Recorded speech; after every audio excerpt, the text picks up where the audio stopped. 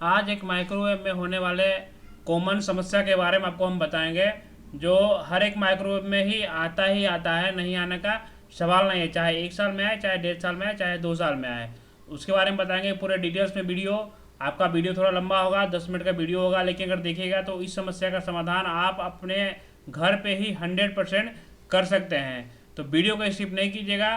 तो सबसे पहले आप जो है इसमें होने वाले प्रॉब्लम को देखिए।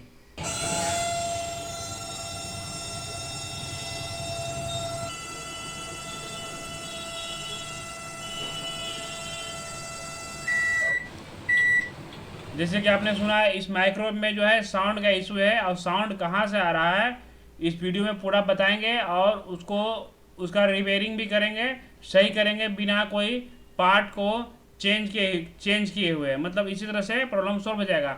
थोड़ा टफ है काम को करना, लेकिन बहुत ही आसानी से हो जाएगा अगर आप ये वीडियो पूरी तरह से देख लेते हैं। तो सबसे पहले इसका जो कवर हम खोले थे, उसका खोलने का तरीका था, ठीक है, कि कवर को पीछे से उठाना है, नीचे सारा स्क्रू पहले खोलना है, उसके बाद नीचे से उठा के फिर पीछे की तरफ खोलना है, खींचना है, ठीक है। इसके बाद देखिए, इसके पीछे तो 2 स्क्रू होता है, एक ऊपर यहाँ पे दिख रहा है आपको स्क्रू, और एक नीचे है, ठीक है। इस दोनों स्क्रू को खोल लेना है। खोलने का प्रक्रिया भी आपको जानना होगा, नहीं जानेगा तो खोल ही नहीं पाएगा, तो बनेगा कैसे। चलिए, ये दोनों स्क्रू खुल गया। उसके बाद सबसे पहले इसका जो कैपेसिटर होता है, कैपेसिटर को आपको डिस्चार्ज करना है। उसका वीडियो ऑलरेडी दिया हुआ है, आपको मिल जाएगा, प्ले लिस्ट में जाकर देख सकते हैं, ठीक है। तो उसके बाद ये आपका डायोड का स्क्रू है, डायोड का स्क्रू भी खोलना है। और वीडियो को स्किप नहीं कीजिएगा, क्योंकि इसमें आपको हम बहुत बारीकी से बताने वाले हैं, और कुछ भी अगर मिस्टेक कीजिएगा तो ये माइक्रोवेव है, ठीक है, तो फिर दिक्कत आ जाएगा सामान में। इसीलिए हर एक चीज़ को आप बारीकी से देखें, कैसे खोल रहे हैं, कैसे लगा रहे हैं, नहीं तो नहीं हो पाएगा फिर, ठीक है। तो वीडियो को पूरा लास्ट तक देखिएगा, एकदम एक भी स्टेप मिस नहीं कीजिएगा, ठीक है। इसको हम अभी निकालेंगे बाहर की तरफ। देखिए, फंसा हुआ है, कैपेसिटर का तार भी खोलना पड़ेगा, बिना खोले निकलेगा नहीं, ठीक है। तो कैपेसिटर में देखिए वायर लगा हुआ है, उसको भी हम लोग निकाल लेंगे। और निकालने के बाद देखिए, उसके ऊपर में एक पीसीबी रहता है, पीसीबी सर्किट बोर्ड, छोटा सा बोर्ड रहेगा, ठीक है, वोल्टेज सप्लाई करने के लिए रहता है। उस बोर्ड को निकालेंगे। देखिए, ये जो बोर्ड है, इस बोर्ड को हम लोग निकालेंगे, अभी अच्छे से निकालेंगे, टूटना नहीं चाहिए, कोई जैक भी कवरना नहीं चाहिए। देखिए, यहाँ से निकल गया, और हम लोगों ने इसको निकाल लिया। निकालने के बाद जो है, सबसे पहले इसको हम लोग साफ करेंगे अच्छे तरीके से, ब्रश को लेकर। जो गर्दा है, धूल गर्दा है, उसको हम लोग साफ करेंगे। और साफ करने के बाद इसका पार्ट खोलेंगे, हर एक पार्ट को अलग अलग करेंगे। आप ध्यान दीजिएगा, वीडियो में आपको सीखने के लिए मिलेगा बहुत अच्छा चीज़। तो इसका जो है हर एक पार्ट को हम लोग ओपन करेंगे, मतलब जो दिख रहा है ना आपको एसएम वाला भी, ठीक है, इसको पूरा हम लोग अलग कर देंगे, हर एक पार्ट को। और उसके बाद फिर उसका हम रिपेयरिंग करेंगे, और फिर से इसको जोड़ेंगे, जैसे दिख रहा है आपको उसी तरह से फिर से इसको जोड़ेंगे, और फिर से इसको फिटिंग करेंगे। देखिएगा, आपका जो समस्या है उसका समाधान मिल जाएगा। लेकिन क्या रिपेयरिंग करेंगे वो आपको देखने के लिए मिलेगा वीडियो में आगे। तो वीडियो को स्किप नहीं कीजिएगा, वीडियो में बने रहिएगा, ताकि आपको 100% नॉलेज मिल पाए। स्किप कीजिएगा तो फिर छूट जाएगा, तो फिर नहीं बन पाएगा, ठीक है। अब इसकी पंखी को खींच के हम लोग निकाल लेंगे आगे की तरफ। देखिए, बहुत आसानी से निकल गया है पंखी। चलिए, अब इसको हम लोग खोलते हैं और अलग अलग करते हैं। चलिए, अब क्या है कि सबसे पहले इसकी में जो 2 स्क्रू होता है, दोनों स्क्रू को हम लोग निकाल लेंगे। ध्यान दीजिएगा कौन सा स्क्रू कहाँ पे लगता है, क्योंकि स्क्रू का साइज भी अलग अलग होता है, तो कोई भी स्क्रू कहीं नहीं लग जाएगा। तो हम लोग फैन को उल्टा करेंगे। उल्टा करने के बाद पहले जो फैन इस ब्रैकेट में लगा हुआ है, उसको हम लोग निकाल लेंगे वहाँ से। और निकालने के बाद फिर फैन में भी 2 स्क्रू होगा, उस दोनों स्क्रू को हम लोग निकालेंगे। ध्यान दीजिएगा कि इसका फ्रंट कौन है, बैक कौन है, ध्यान से देखिएगा इस वीडियो को, कि बैक और फ्रंट कौन है, कैसे इसमें फिर से लगेगा। क्योंकि भूल जाइएगा तो फिर आप लगा नहीं पाएगा, फिर उल्टा लग जाएगा, तो फिर मतलब समझिए कि पूरा कहानी गड़बड़ हो जाएगा। तो अभी ये 2 स्क्रू दिख रहा है आपको, इसमें इन दोनों स्क्रू को अभी हम लोग निकालेंगे। ये जो घुमा के दिखा रहा है आपको ना, इसमें आवाज़ हो रहा है अभी, ठीक है। यही दिखाना कि इसी में साउंड है, इसी मोटर में साउंड है, जिसके कारण से इतना आवाज़ हो रहा था, चिल्ली हो रहा था माइक्रोवेव में, ठीक है। तो अब इस दोनों स्क्रू को हम लोग खोलेंगे।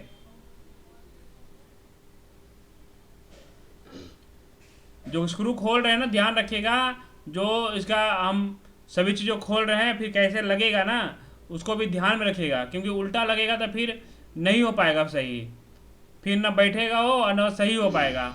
देखिए, वो निकल गया। अब इसको जो हम लोग ग्रीसिंग करेंगे अच्छी तरीके से। अगर आपके घर में ग्रीस है तो ग्रीस लगा सकते हैं। अगर ग्रीस नहीं है तो सबसे पहले इसको हम लोग पोछेंगे। जो काला काला हो गया है ना, यहाँ पे पीछे देख रहे हैं जो छेद में काला काला है, सबसे पहले एक अच्छा कपड़ा लेके इसको हम लोग साफ करेंगे। कपड़ा से पूरा साफ कर देंगे, काला काला थोड़ा भी नहीं रहना चाहिए। देखिए कपड़ा है, कपड़ा को अंदर स्क्रू लगाकर साफ कर रहे हैं। अच्छा से साफ कर लीजिएगा। अगर साफ नहीं होगा तो फिर गंदगी जब रह जाएगा ना, तो फिर यही चीज़ जो है ना आवाज़ करता है, क्योंकि यहाँ जो गंदगी है वही गंदगी रगड़ाता है आपस में लोहे के और आवाज़ करता है। तो मेन आवाज़ करने का रीज़न यही है। किसी किसी में जो है दूसरे रीजन से भी करता है, लेकिन इस माइक्रोवेव में यही आवाज़ करने का रीज़न है। इसलिए यहाँ पे हम लोग जो है ना वैसलीन को लगा दिए साफ करके अच्छे से, और उसके बाद फिर से इसको हम लोग असेंबल करेंगे और उसको फिटिंग करेंगे। तो ध्यान दीजिएगा वीडियो में। अगर आप नए हैं, पहली बार देख रहे हैं इस वीडियो को, इस चैनल पे पहली बार आए हैं, तो आप चैनल को भी सब्सक्राइब कर लीजिएगा और बेल आइकन दबाना ना भूलिएगा, ताकि आने वाला वीडियो का नोटिफिकेशन मिलता रहे आपको। और अगर वीडियो अच्छा लगा तो वीडियो को लाइक कर दिएगा और अपने दोस्तों को शेयर कीजिएगा, ताकि ज़्यादा से ज़्यादा लोगों के पास पहुँचे और वह अपना माइक्रोवेव खुद भी रिपेयर कर पाएँ। तो देखिए इस यहाँ पे एक बेयरिंग रहता लगा हुआ, छोटा सा बेयरिंग रहता है, ठीक है। वो बेयरिंग में भी हम ग्रीसिंग करते हैं ताकि फ्यूचर में भी वो दिक्कत न करे। तो इसको भी अच्छा से पोंछ लेना है सभी चीज़ों को। गंदगी जब खुला है तो गंदगी अच्छे से साफ कर लेना है। अब इसको लगाएंगे अच्छे तरीके से, यहाँ पे घुसाएंगे और उसके बाद जो इसका मोटर है, ठीक है,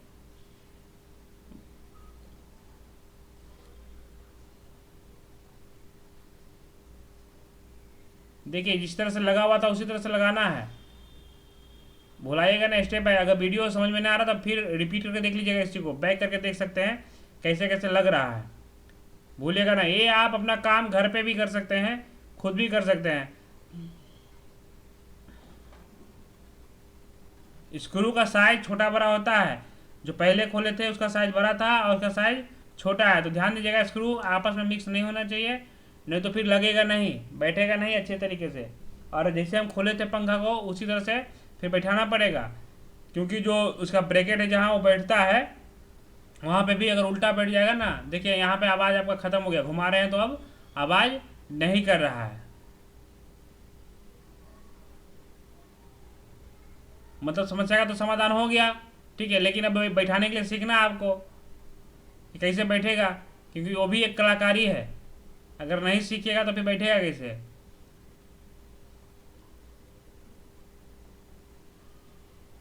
तो देखिए यह उल्टा लग रहा है अभी, ठीक है, अभी सीधा लगेगा। समझ में आ गया। देखिए ऊपर में 2 छेद होता है और बीच में 2 छेद होता है, ठीक है। तो ऊपर दोनों छेद जो है, दोनों जो दिख रहा है निकला हुआ नोकीला टाइप का, उसमें फंसता है, ठीक है। समझ में आ गया होगा। हाँ, ये नोकीला बैठेगा और बीच में यहाँ पे स्क्रू कसाएगा। खोलते समय तो आदमी भूल जाता है कैसे खुला था, इसीलिए बार बार रिपीट करने की ध्यान दीजिएगा, ध्यान दीजिएगा,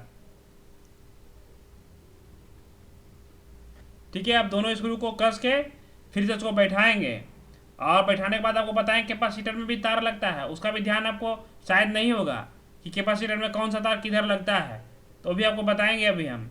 ऐसे हमारे प्लेलिस्ट में और भी वीडियो है माइक्रोवेव के बारे में, वहाँ भी जाके देख सकते हैं। वहाँ भी हम लोगों ने कैपेसिटर को डिस्चार्ज करने के लिए बताया है, कैपेसिटर को चेंज करने के लिए बताया है, पूरा माइक्रोवेव का पूरा डायग्राम बताया है, कौन सा डोर स्विच कैसे काम करता है, पूरा विवरण दिया गया है माइक्रोवेव के बारे में। वहाँ भी जाके आप देख सकते हैं। देखिए पंखी लग गया, आवाज़ बंद हो गया इसका। अब इसको कसेंगे, आसानी से कसा जाएगा, ठीक है। लेकिन कुछ पॉइंट होता है जो आपको हम बताएंगे। सबसे पहले पीछे का स्क्रू इसका कस लेना है, ठीक है। यहाँ पे 2 स्क्रू था, पूरा घाट मिलाकर बैठा लेना है।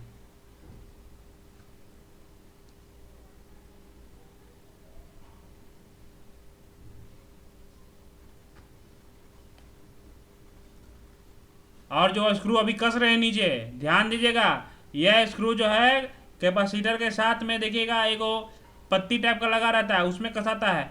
तो यह स्क्रू जो है पूरा टाइट होना चाहिए, क्योंकि सारा स्क्रू जो है अर्थिंग का काम करता है। देखिए यहाँ जो स्क्रू बॉडी में जो कसा है, ये नीचे वाला अर्थिंग का काम करता है।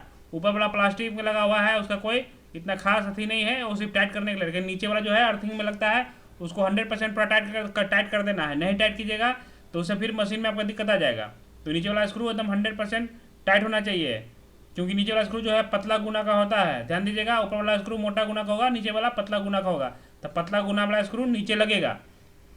ये सब बारीकी से इसलिए बता रहे हैं कि माइक्रोवेव फिर स्टार्ट कीजिएगा तो दूसरा दिक्कत हो जाएगा। तो इसलिए बोले कि पूरा वीडियो लास्ट तक देखिएगा तो समझ में आएगा, नहीं तो समझ में नहीं आएगा आपको। फिर कुछ खराब कर दे, बनाने चले माइक्रोवेव का साउंड इशू और ख़राब कर दिए मैग्नेट्रॉन कैपेसिटर डायोड। फिर देखिए फैन का कनेक्शन है, यहाँ पे जो पतला वाला तार है एक सिंगल होगा, वो बाएं साइड में लगेगा, ठीक है, और जो जैक के साथ में है वो लगेगा दाहिने साइड में, ठीक है।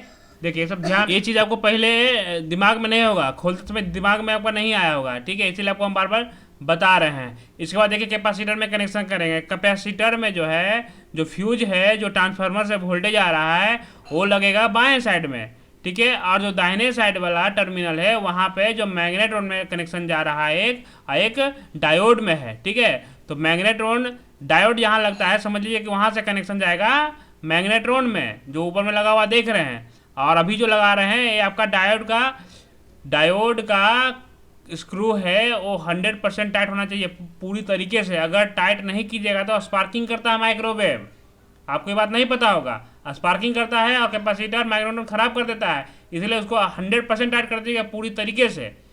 समझिए, माइक्रोवेव को कसना सीखेंगे कैसे कसा जाता है, क्योंकि कसना भी एक कला है, क्योंकि कसने के लिए सबको नहीं आएगा कि नॉर्मल नहीं है कि ढक्कन लगा दिए। देखिए यहाँ पे जो बना हुआ है ना, देख रहे हैं वो उठा हुआ है, ठीक है, वह ऊपर रहेगा और उसी में फंसेगा यहाँ पे, ठीक है। इसको पीछे से उठा के फंसाना है, देखिए ऐसे उठा के फंसाना है, और फंस जाएगा तो उसके फिर दाहिने साइड और बाएं साइड में भी हल्का दबा के फंसाना रहता है, तभी जाके वो अच्छा से बैठेगा, नहीं तो बैठेगा नहीं, क्योंकि उसको बाएं दाहिने और ऊपर तीनों तरह लॉक रहता है, कटिंग बना रहता है उसको बैठाने के लिए।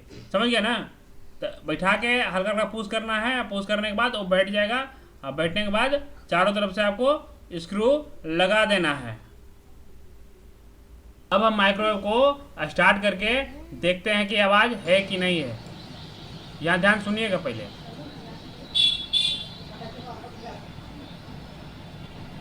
आवाज़ एकदम ख़त्म हो गया, एकदम जीरो हो गया, लग रहा है जैसे कि नया माइक्रोवेव चला रहे एकदम स्मूथ चल रहा है। तो कमेंट करके जरूर बताइएगा दोस्तों वीडियो कैसा लगा। अगर वीडियो अच्छा लगा तो प्लीज़ वीडियो को लाइक कर दीजिए, चैनल को सब्सक्राइब कर लीजिए और बेल आइकन दबाना ना भूलिएगा, ताकि आने वाला वीडियो का नोटिफिकेशन आपको मिलता रहे। जय हिंद।